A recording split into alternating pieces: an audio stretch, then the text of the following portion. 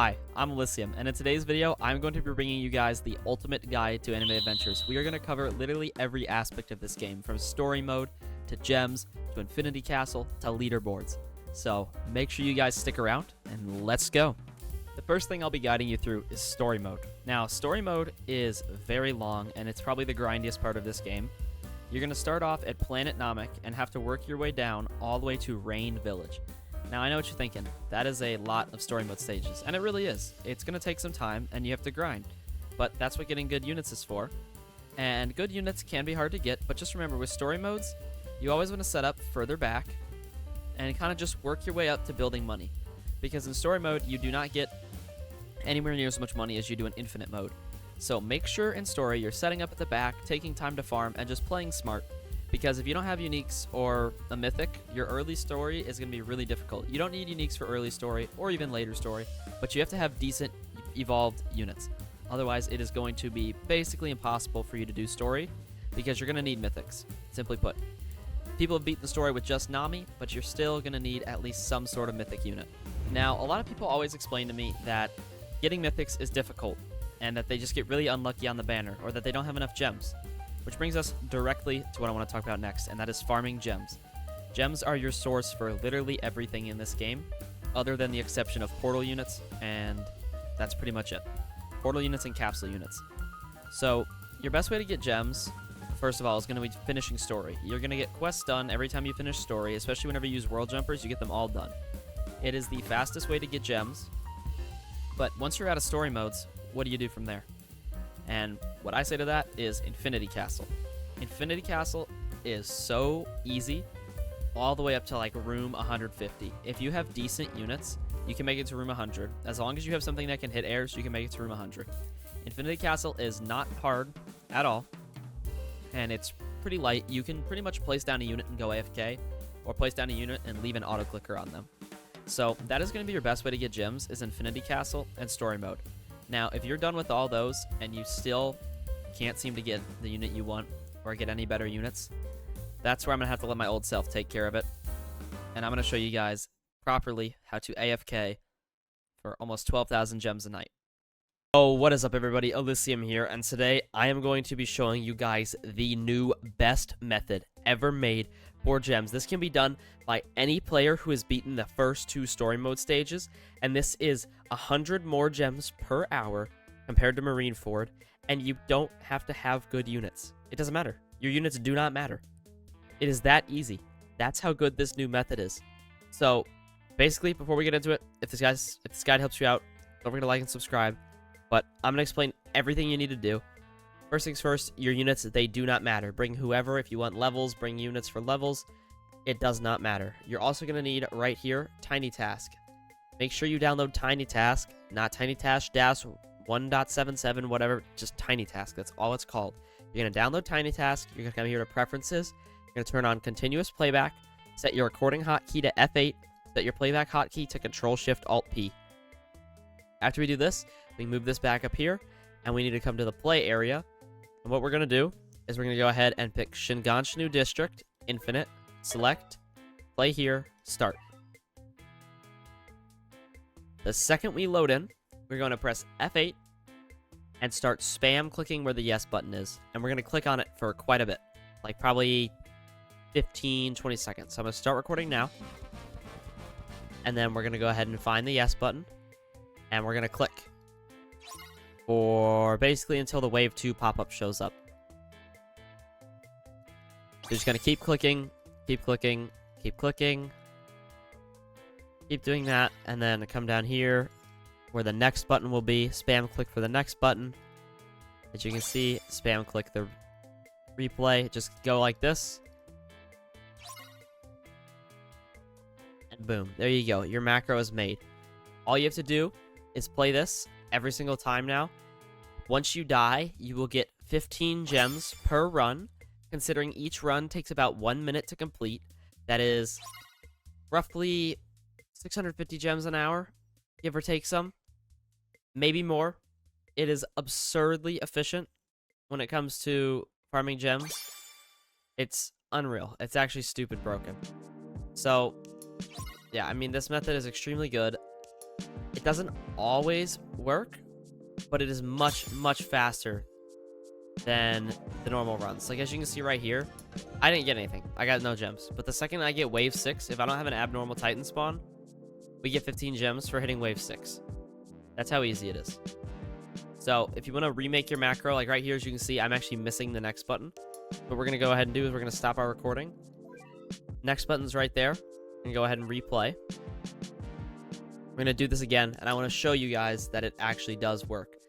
The reason why this method is so efficient is because of how quick it is and the fact that units do not matter. So your Wi-Fi speed, all of that does not matter. It's going to affect how much you get total and start recording, but it's not going to affect anything else. That's all that's going to affect is just your total gems. You're not going to have to worry about dying early and losing out on like 200-300 gems, or you're having your whole macro mess up. It all works. It is great.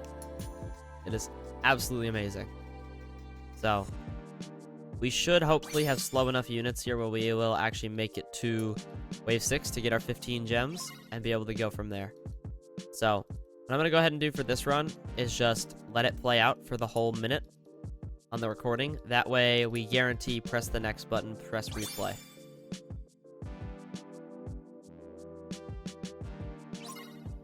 I do want to eventually try and find a way to fully optimize this method in order to make possibly even 700 gems an hour if you can get the runs right, such as like placing a unit with a ton of range and then having them just get sold. That way, like, the first wave goes by instantly, and then you just go from there. So as you can see, our macro is about to finish. We should hit wave 6 here, hopefully. There. So we hit wave 6. Now we should get 15 gems from this. There you go, or 18 gems actually. We get 18 gems from this. And then these units will break through and we'll die. And so we're a minute and 20 in. Boom, hit next a bunch, and then hit replay. And then once you load in, hit F8.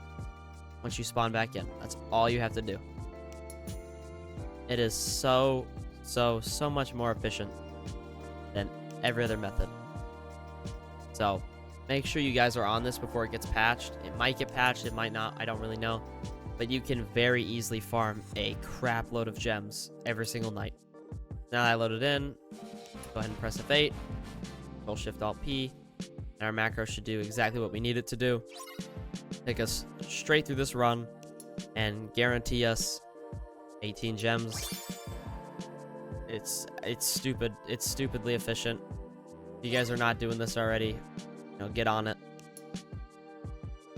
Every single run should take you roughly the same amount of time. Therefore, your macro will rarely mess up. If it does mess up, you're only missing out on a minute's worth of time instead of 12 to 13 minutes if you're doing Marine Forward. So it's stupidly good. Like, there is no better method than this one out there right now.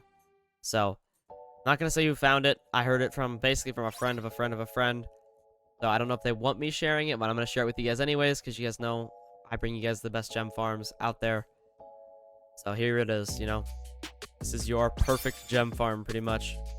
For any level, any skill, anything. You can get so many gems so quickly from doing this. We're about to hit wave 6 again, right before we die. We'll get our 18 gems. It's just a rinse and repeat. So it is extremely effective.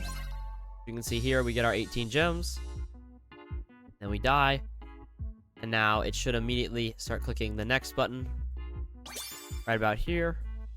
We should just like auto click next. So as you can see right there, the timing on this one was a little bit quicker, so I actually missed the next button, but now all I have to do is wait a minute and it'll fix itself. So even then you're missing out on just a little bit, but let's go ahead and pull up our calculator. So if it runs perfectly every single time, we're getting 18 gems every 1 minute and 30. So we do 60. 60 divided by 18. Not 18. 60 divided by... Let's turn off our macro here. 16 divided by 1.3. Divided by 1.3. Basically for every run, right? 1 minute 30. That's 46 runs an hour. Multiply that by 18. That is 830 gems an hour if this works every single time. We'll say you fail a third of the times, right? So we do 830 divided by 3. That is 276. Seems like little, but you're not going to fail a third of the times. And that's not a third of the times. That's if you fail, like, way more than a third of the time. So if we do 830 divided by 3 plus 276, you end out with 552 an hour if you fail a third of the times, which is still more than Marineford ever. That is still, like, way more than Marineford has ever made you. It is unbelievable. So you guys need to get on this method as fast as you can, because it is broken. It is so many gems so quickly. And if we go ahead and pull up real fast and do some more calculations, we'll say we do 700 gems an hour, right? We'll give ourselves the benefit of a doubt. 700 gems an hour. You go to bed for, we'll say, 10 hours. And then you also go to school for another, I don't know, 8 hours. So if we do, say, 18 hours, that's a little high. I'll say 15 hours. That's what I usually end out running. So if we do 700 times 15, that's 10,500 gems. That is 2,400 more than my previous best method. So, I mean, yeah, get on this while you guys can, please. So now that you've gotten yourself your gems, and you have the unit that you want, you're going to need to evo them. And there is a lot of different evo items in this game, but one thing that is needed for every evo, other than event units, is going to be star fruits. As you can see here, the best way to get star fruits is from doing these challenges every hour. Every 30 minutes is when they reset, but you usually should have at least one star fruit challenge an hour.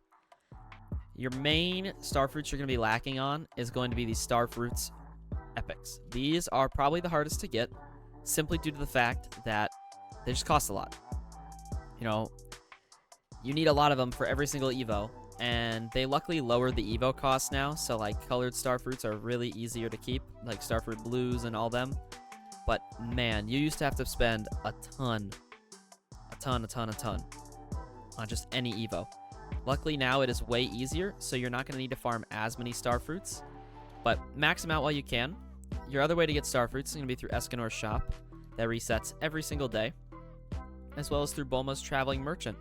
As you can see here, she's selling a rainbow star fruit. These things are a little more rare, so if you need them, go ahead and buy them.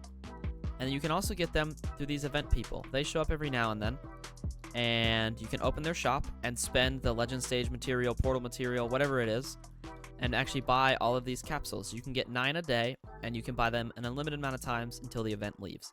So that is such an easy way to get star fruits, and that'll really easily let you evo your units.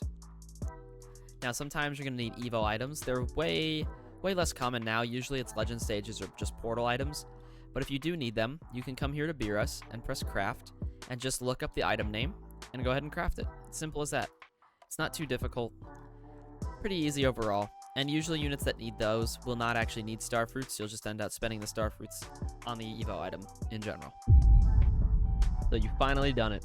You have 3-4 evoed units now, and you don't know what to do next. Well, I'm here to tell you, it's time to take on raids. Now, some of your units you may need to evo through raids, and that's the perfect opportunity, because now that you have better units, you should be able to solo these all the way up until at least Act 4. If you can't solo till Act 4, you can pretty much solo to Act 3 for sure. Especially these older raids. Buddha and Stain Raid are still very difficult, but other than those raids, you can definitely solo. They are quite easy. For example, Entertainment District. But keep in mind that as you do these raids, you're going to obtain their items, and you can use these items to buy damage buffs or the evo items for the units. Now, you'll know what evo item you need, obviously, by putting your unit in the evolve, and it'll tell you what you need. But raids are pretty self-explanatory. You join in, load on into a raid, and do it. Simple as that. If it's too hard, use the AA Discord to find people and beat it. Raids are very simple. They're not super in-depth, so that's all we really have to touch on for raids. But now let's talk about tournaments and leaderboards. So tournaments are basically every single week they have random modifiers. As you can see this week, it's 100% storm damage and 200% air damage with Godspeed enemies, which means they move extremely fast. And there's a great YouTuber called Bloxbox Gaming. He makes great strats for people with and without unique. So go check out his channel if you guys want proper tournament strats. I usually make my strats based around my best units because obviously I want to hold first as long as I can. As you can see here, I've won the past 2 tournaments in a row, and so I've actually gotten a lot of the units.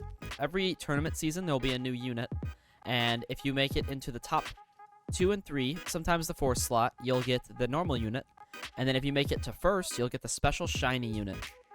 Now, the shiny units obviously have more value, which can help you out in trading. If you're confused about trading, I have an entire guide for it on my channel, and there's a lot of other guides out there. I'm not going to go super in-depth on it, just because trading is very, very, very complex, and it needs its own video separate from this complete guide. Now, other than tournaments, we also have leaderboards. Now, I know you guys probably saw this section earlier, or have you seen this just running around the game? Leaderboards are very, very difficult to be on. This is the player level leaderboard. There's no really rewards for being on it. It's just kind of like a crazy thing that you're on here. But there's also Infinity Castle, which you get just by reaching the highest rooms, the top 50 people. So the top 50 rooms are going to be the people who are on the Infinity Castle leaderboard. And then you have the most recent map for story mode leaderboard. So basically this map and this leaderboard will just show you the most recent map and how high they made it in the infinite. Now, if we also come over here, you can see that there is leaderboards for every story past Cape Canaveral. And once we get a new map, it'll move to Spaceship and forward. And so all these maps, pretty much what you're going to do is you're just going to be playing the game. That's all you're going to do. And you have to have great units for this, or you can run supports. But leaderboards are quite difficult, simply because of how long they are. It is such a grind to make it into these leaderboards. It really is. But you can do it. If you have the right units, you can do it. As you guys can see, I am on this leaderboard right here. And I'm also on the Windheim leaderboard right here, which is pretty cool. But it is quite the grind to get onto these leaderboards, so just make sure that you guys are grinding. You got the good units. It's going to be rough, though. It is definitely something for higher level players. But every time there's a new full reset, so that means Infinity Castle resets, so you can actually open up the Puppet Star, or whatever the star is for that season, you'll be able to go ahead and do that leaderboard. And you'll claim the rewards by talking to All Might, and he will give you the units. One of the units, for example, would be like Boxo, which is the last leaderboard unit. These units typically have decent value, and if they're shinies, which are obtained from being in the top 10, they have a much, much, much higher value. Now, I saved most of the boring stuff for the very end of this video, but we're going to cover it anyways. So, relics. These things are a pain to grind for. They're typically obtained through raids, which give you relic shards, and the Clover Legend Sages. That is where a majority of the relics are actually from. I will tell you now, it is a grind to get those relics made, so unless you're really trying to push to be a top tier player, you really don't need a ton of relics.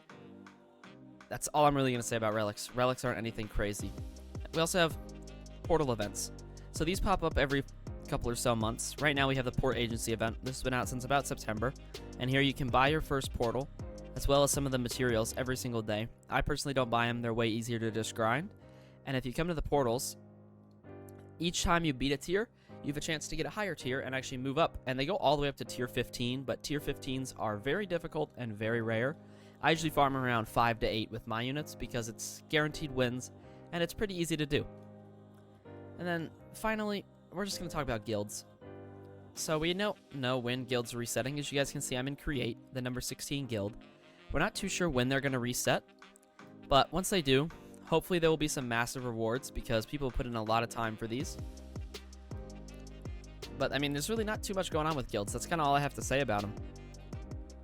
And now, onto the very, very last thing of your complete guide to anime adventures. Rerolls. The thing everybody loves and everybody hates is rerolls. And of course, whenever you reroll, your goal will typically be unique. 0.1% chance. The most broken trait in the game, for a very good reason. It provides your units with a 300% damage buff, 10% SPA reduction, and 10% range buff. It is absurdly good. It is actually crazy. But rerolls are difficult to get. You can get them through the Battle Pass, which is very self-explanatory. It's a Battle Pass. So you complete it, that's about it. You get XP from killing enemies that drop you XP. And then there's the premium and the normal track. The regular Battle Pass every season gives, I believe, roughly 50 rerolls, somewhere around there, which is really nice, especially if you don't want to spend a lot of money. But normal rerolls are going to run you quite a bit, 4,500 for every 50. So it's going to cost you basically about $1 a reroll, which is quite a lot. and some of us has done well over 10k, like myself, but it's alright because it's worth it. And now my units are broken. But that's really all there is to rerolls, and all there is to your complete guide to anime adventures. I hope this helped you out. Don't forget to like and subscribe, and I will see you all in the next video. Peace.